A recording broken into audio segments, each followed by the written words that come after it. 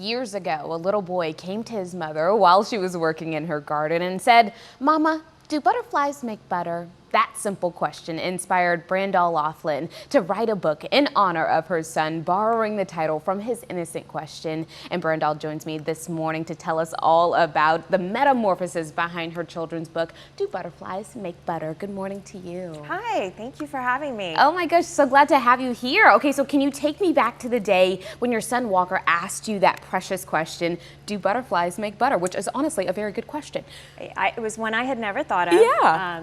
He was just shy of 3 years old. It was back in 2005, and I was working in my yard, working on my own garden, and he just toddled up and out of nowhere said, "Mama, do butterflies make butter?" And I just thought that was the most clever question, and I had no idea where it came from, and I had never thought about it. And so I scooped him up and we went in the house right then, and I sat down at the computer and I started typing and wrote the manuscripts, and it's the exact same one that is in the book now. It just all kind of poured out Why that day. Why do you think the question really inspired you so much to really grab him up and go straight to the computer? You know, it was just it was so unexpected. And you know, you hear other kinds of questions like that kids come up with, that kids say the darndest things, but you know, it had never occurred to me that, wow, well, of course that would make sense to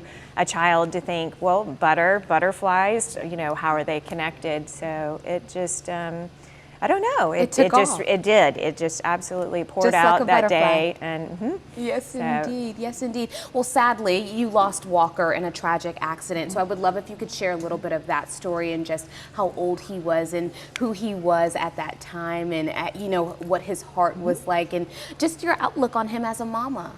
He was 14 years old, and it was in a car accident. He had just started 8th grade, and you know, it's been a journey, and it continues to be, but he was extremely well loved, and he disliked school very much, but his teachers all loved him, and he had a way with people. He loved farming. That was how he spent almost all of his free time, was on a tractor. We had a friend that lived down the road and kind of took Walker under his wing, and he had been farming with him and driving all the equipment since he was old enough to sit up. Wow. I'm so glad that you actually mentioned a tractor, because as I was going through the book, I noticed that there's a tractor literally almost on every single page. I want to make sure I show you guys so that you guys can see at home. But like, there's little tractors that are just bopped into each part and each page. And so tell me, because for his love of tractors, there's a big one right there. He has such a love for tractors. Is that why you decided to slip that small piece in? I did.